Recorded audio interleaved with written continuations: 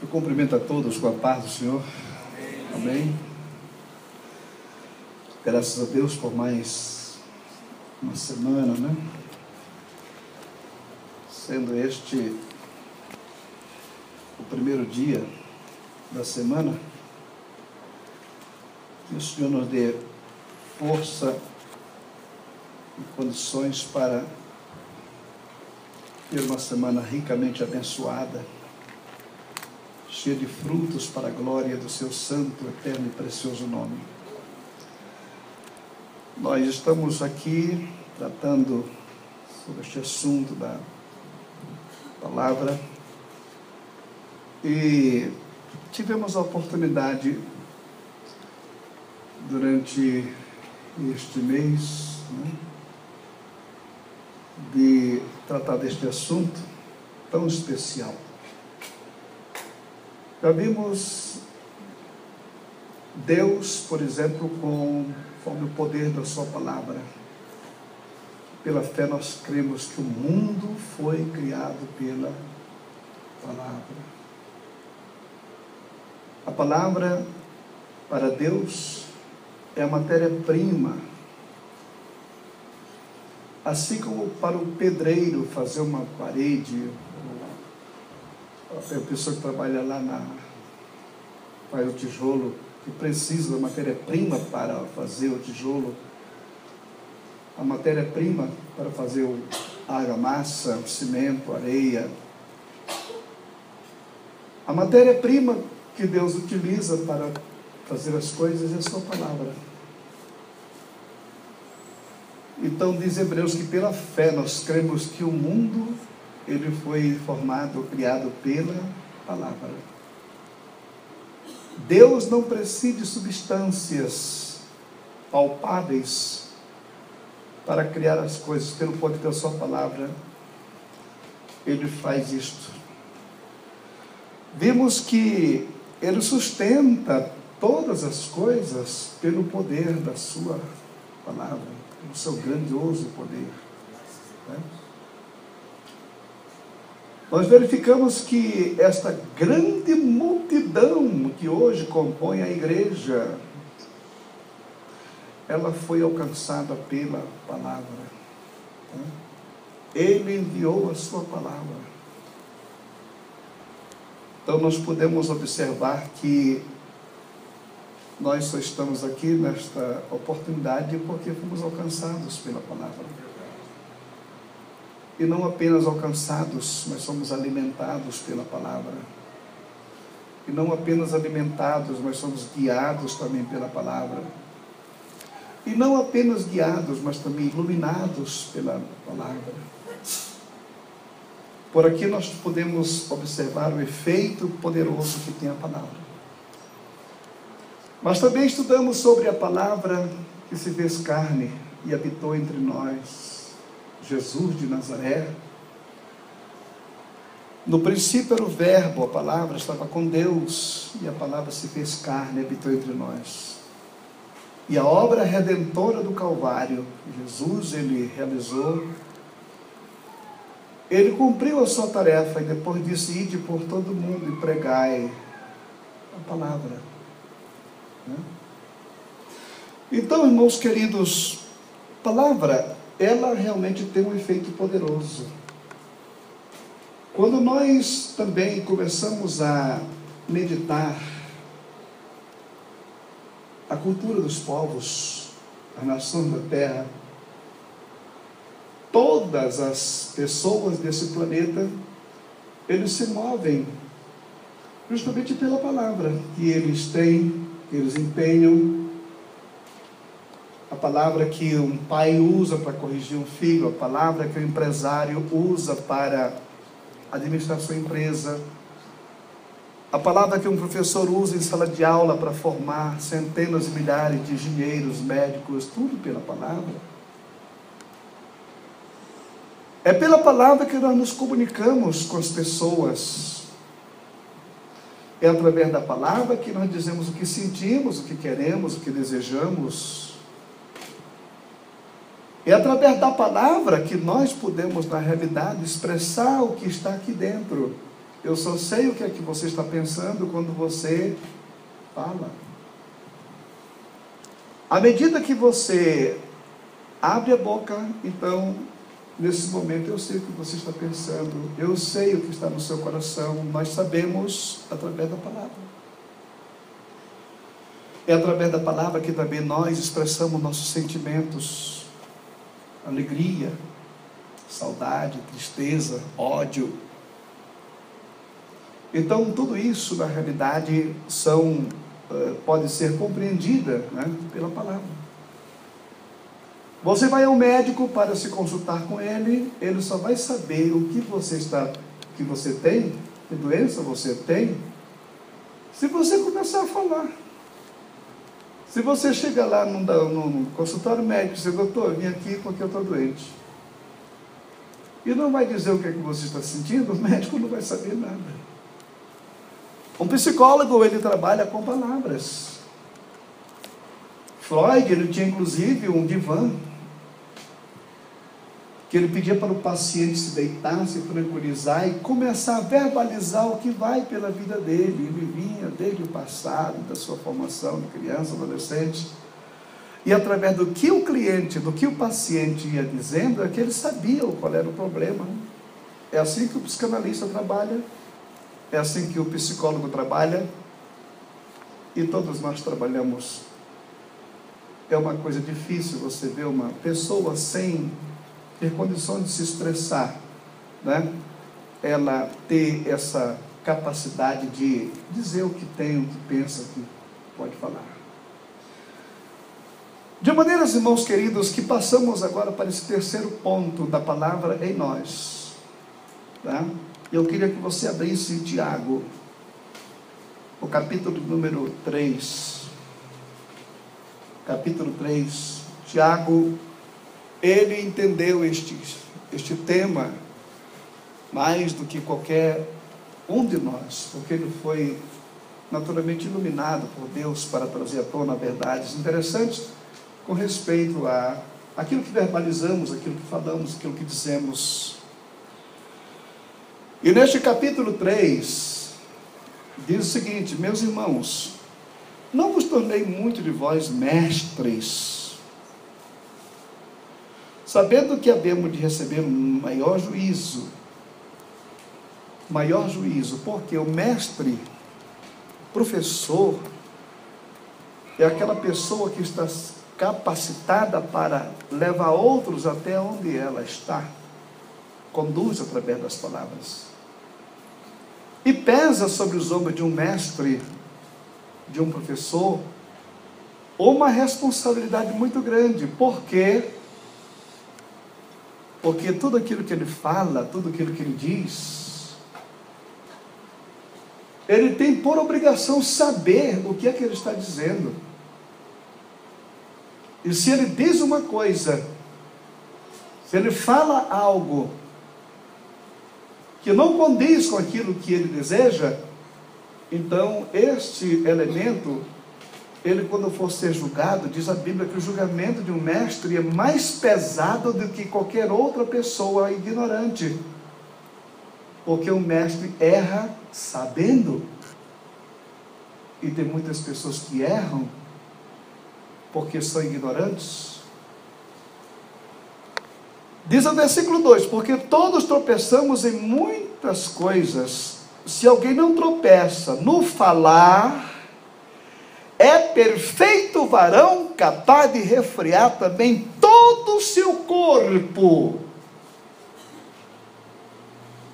O elemento que tem controle da sua língua, o elemento que tem capacidade e condições de entender que a palavra que sai dos seus lábios, ela tem um poder. Ela tem poder para levantar, para erguer, para fortalecer. Ela tem capacidade para ajudar, mas também ela tem condições de destruir vidas. É verdade. Porque todos nós tropeçamos em muitas coisas. Se alguém não tropeça no falar, é perfeito varão. Você quer saber qual é um perfeito varão? Uma mulher perfeita, um homem perfeito, está nessa capacidade de refrear a sua língua, porque refreando a língua, ele consegue praticamente refrear todo o seu corpo, toda a sua natureza, porque o elemento com o poder da língua, ele não apenas pode destruir os outros, mas também ele pode se autodestruir. Ora, diz aqui, se pomos freio na boca dos cavalos, para nos obedecerem, também lhe dirigimos o corpo inteiro. Olha a força que tem um cavalo, um boi. Eu me recordo que quando eu era garoto, lá meus 10 anos de idade, uma ocasião eu fui numa fazenda. Eu nunca tinha entrado numa fazenda, principalmente em um curral, e um moço lá, ele laçou um bezerro e me deu para segurar o bezerro. Quando o bezerro começou a correr, irmão querido, ele foi me levando, eu caí e fui sendo arrastado pelo bezerro, a força dele.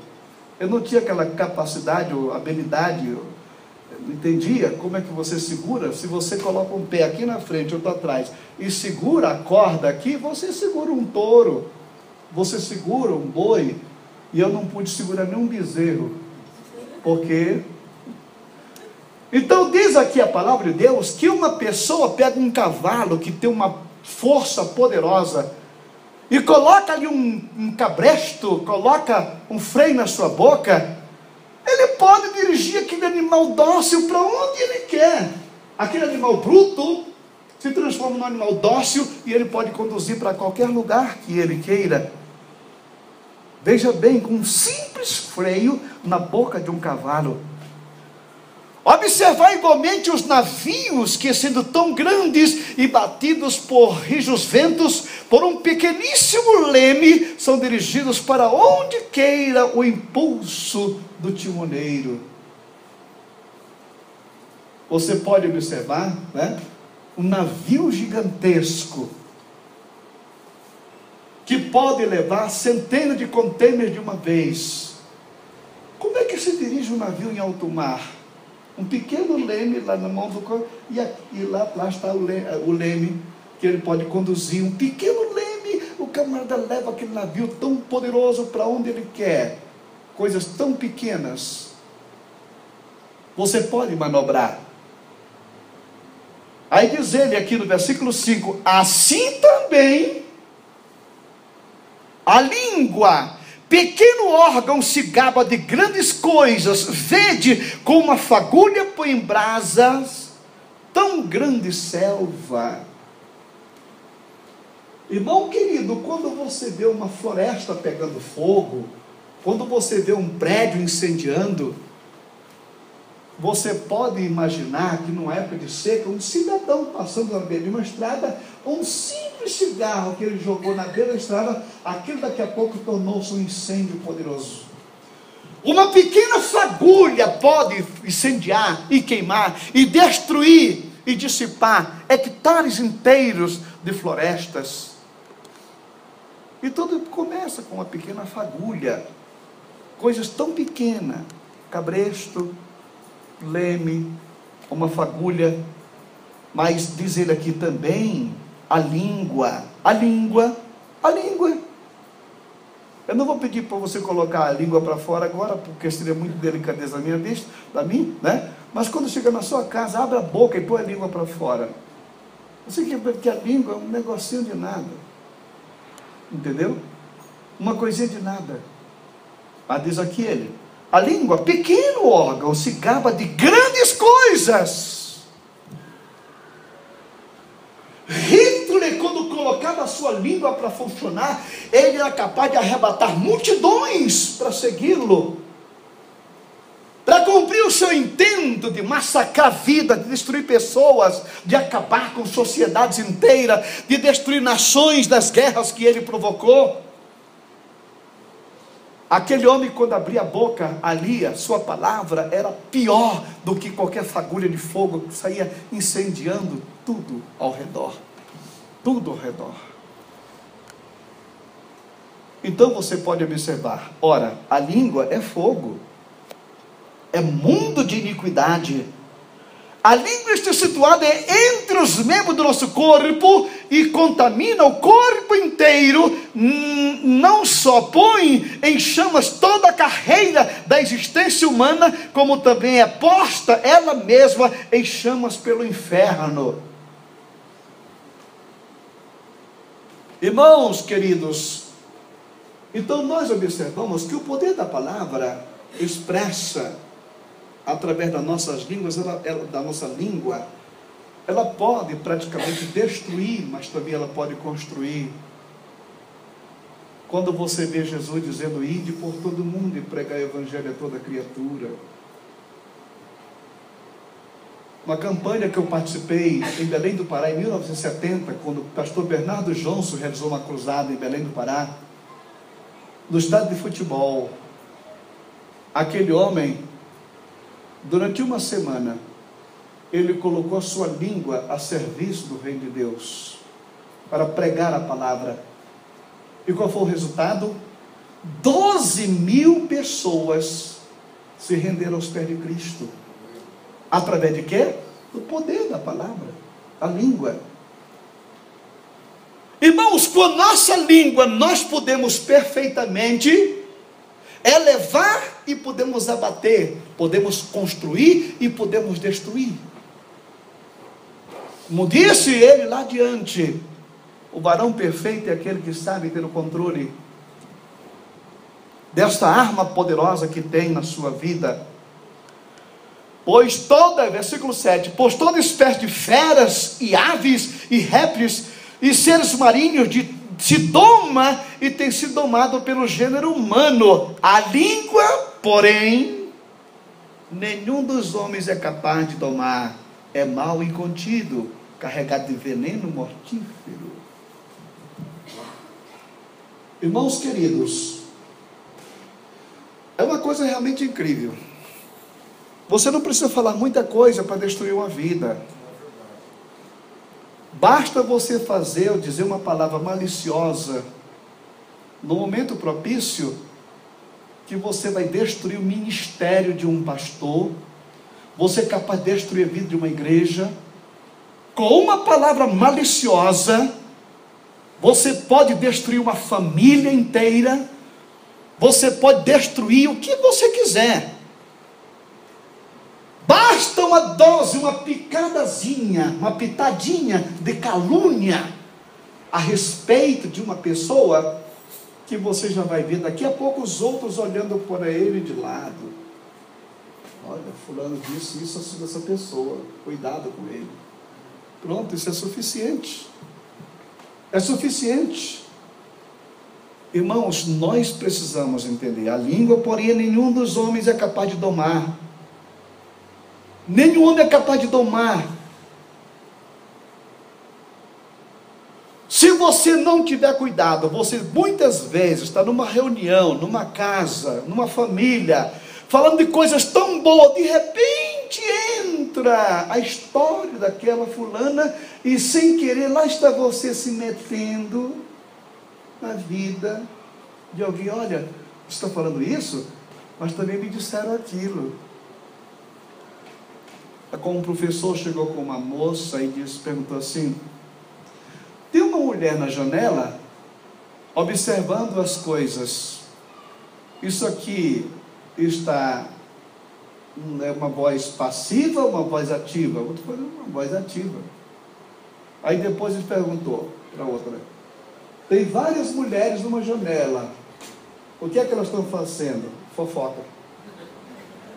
Mas o que é isso? É porque a pessoa sozinha, irmão querido, ela sabe se comportar, mas quando ela está junta, entendeu? Eu estou falando da mulher, mas segundo as estatísticas, os homens são mais fofoqueiros do que as mulheres.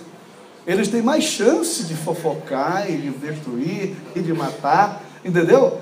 De repente repente você está se metendo numa conversa ou falando alguma coisa que você não devia falar. Quando você dá por si, meu Deus, por que eu fui comentar isso? Por quê? Então, a língua, ela é um mal incontido. É um mal incontido. Então, a língua, porém, nenhum dos homens é capaz de domar. É mal incontido, carregado de veneno mortífero. Com ela, bendizemos ao Senhor, Pai, e com ela amaldiçoamos os homens feitos à semelhança de Deus. Oh, que maravilha, glória a Deus, aleluia, o Senhor é bom, louvar ao Senhor, cantamos e glorificamos a Deus, papapá. Daqui a pouco saímos daqui uma rodinha ali fora, coitado da mulher do pastor, da família do pastor, da irmã da igreja. Olha, irmã fulano e tal, nunca mais vi a igreja, sabe, eu acho que ela deve estar em tal lugar assim, não é? De repente você começa a criar coisas que vão destruir vidas. Com ela bendizemos ao Senhor, Pai, e também com ela amaldiçoamos os homens feitos à imagem e semelhança. De uma só boca procede bênção e maldição. Meus irmãos, não é conveniente que essas coisas sejam assim. Não é conveniente.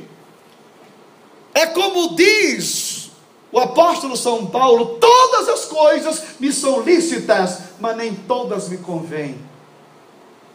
Não é conveniente. Não deve ser assim. Principalmente na vida do cristão, irmão querido. Por quê? Porque independentemente de qualquer coisa, você tem a presença do Espírito Santo na sua vida. Você tem a presença de Deus em você. Se falta sabedoria, peça que Ele dá. Porque quando nós começamos a analisar esses fatos, irmãos, mas no fundo, você perguntaria: pastor Jorge, como é que eu posso controlar a minha língua? Como é que eu posso ser uma pessoa que abre a boca para abençoar meus filhos, abençoar minha esposa, abençoar meu empregado, abençoar meu patrão? Como é que eu posso fazer isso? Eu só quero dizer uma coisa para você. No fundo, a língua não tem nada a ver com isso. A língua é apenas um instrumento. Assim como o freio na boca do cavalo, assim como a quilha no navio, o leme no navio, assim como qualquer outra coisa, é apenas um instrumento. Vamos ver aqui. Abra a Bíblia em Lucas capítulo 6. Capítulo 6. Lucas capítulo 6.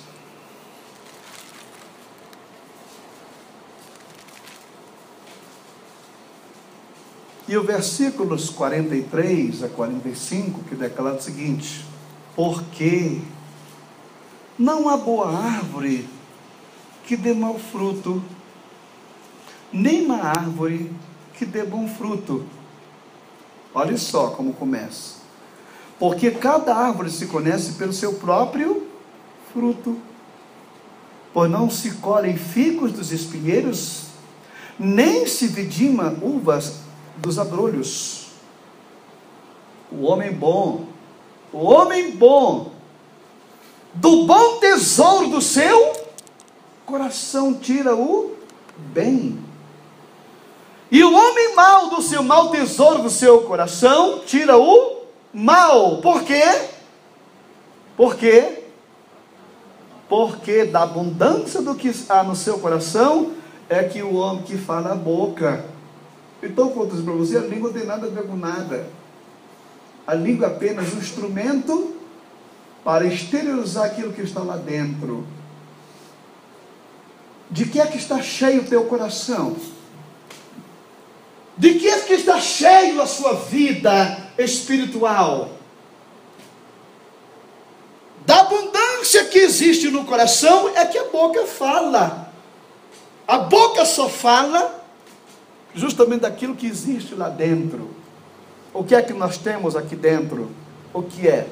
Ódio, rancor, ressentimento, amargura. É isso que ela vai exteriorizar.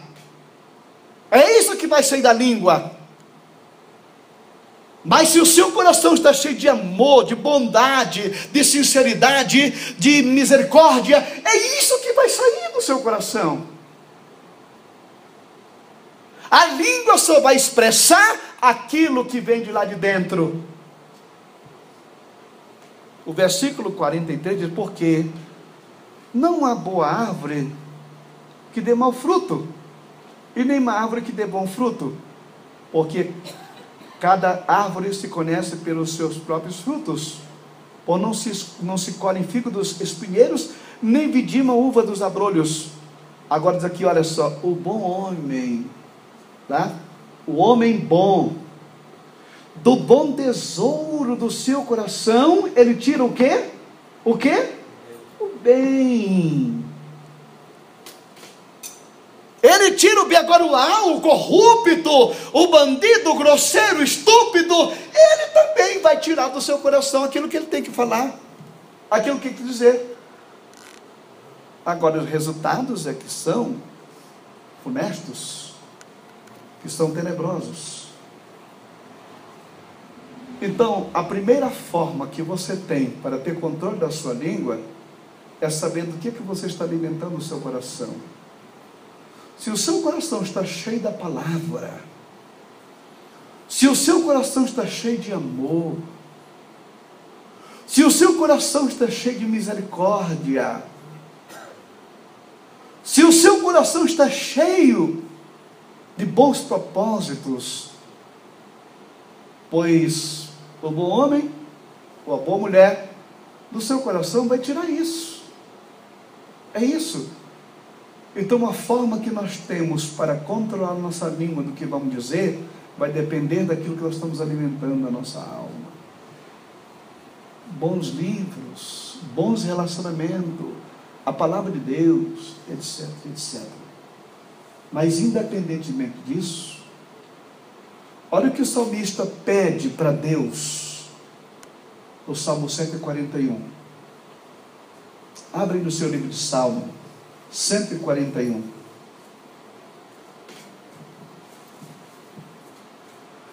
Salmo 141. Todos acharam? Olha o que diz aqui o versículo de número 3. Olha o pedido que ele faz. Põe, ó Senhor, uma guarda a minha boca, guarda a porta dos meus lábios. Olha que pedido que é feito aqui, irmãos. Olha o pedido que o salmista está fazendo nessa hora.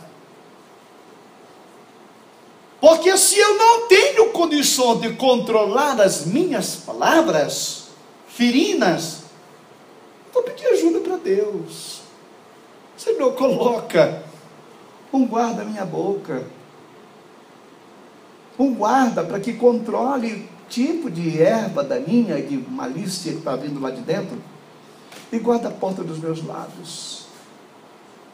Na Bíblia Viva, esse mesmo versículo está dentro da seguinte forma: ó Senhor, controla a minha boca. Olha só, controla a minha boca, e não me deixes falar o que não devo, aquilo que não edifica, aquilo que não constrói. Este é o pedido que nós temos que fazer para Deus. Se você não tem controle, se as suas palavras, de vez em quando, saem dos seus lábios, palavras ferinas, maliciosas, palavras que vêm destruir vidas, se você não tem força para isso, primeira coisa, comece a alimentar o seu coração com coisas boas. Segundo, peça para Deus ajuda. Agora vamos ver o que o Provérbios ele fala, livro de Provérbios, o provérbio de número 10. O livro de Provérbios, irmãos, é um livro de sabedoria. Tá? É um livro que você poderia ler todo mês, se você quer ser sábio, leia o livro de Provérbios. Provérbios tem 31 capítulos, é um capítulo para cada dia do mês. Eu porque estou relaxado agora, mas antigamente eu li o provérbio todos os meses. Todos os meses, o capítulo do dia eu lia. Olha o que diz aqui o capítulo 10. E o versículo número 11. Olha o que diz aí. A boca do justo é manancial de vida. Mas a boca dos perversos mora o quê? A violência. Manancial de vida. Você sabe o que é isso? Lá no capítulo 6 de João, no capítulo 7, Jesus diz o seguinte: aquele que crê em mim, como diz a Escritura, do seu interior fluirão rios de água viva. É esta água viva, esta palavra edificante que tem que sair dos nossos lábios para ajudar, para edificar, para construir, para... É isso. Que coisa linda, né? A boca do justo é manancial de vida. Não abra a boca para maldizer. Abra a boca para abençoar, para construir, para ajudar. Nesse mesmo Provérbios, o versículo 19, olha que aqui o sábio Salomão declara: no muito falar, o quê? Não faltam transgressão. Mas o que modera os lábios é o quê? Prudente. O que modera. E não tem gente que sofre porque fala demais. Tem gente que sofre porque diz o que não devia, no momento inadequado. Então, como diz aqui 19, no muito falar,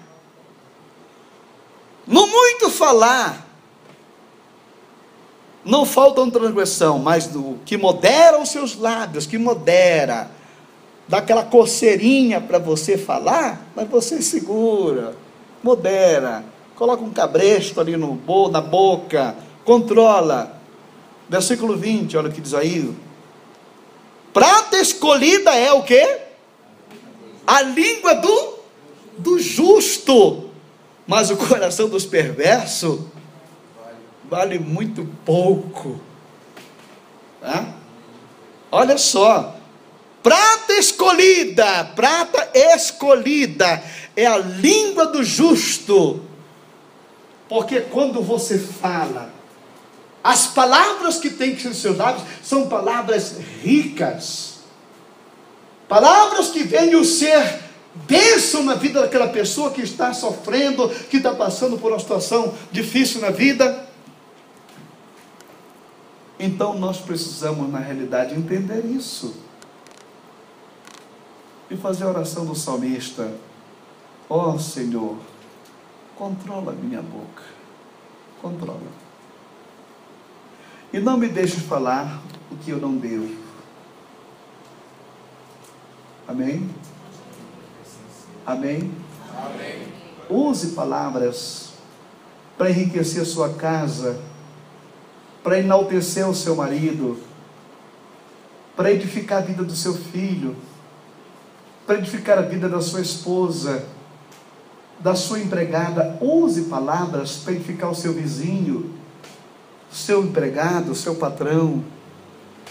Use palavras abençoadoras. Se você porventura quiser dizer alguma coisa indevida, refreia, segura, não deixa sair. Peça: Senhor, põe um guarda na minha boca. Amado Pai, nós te glorificamos.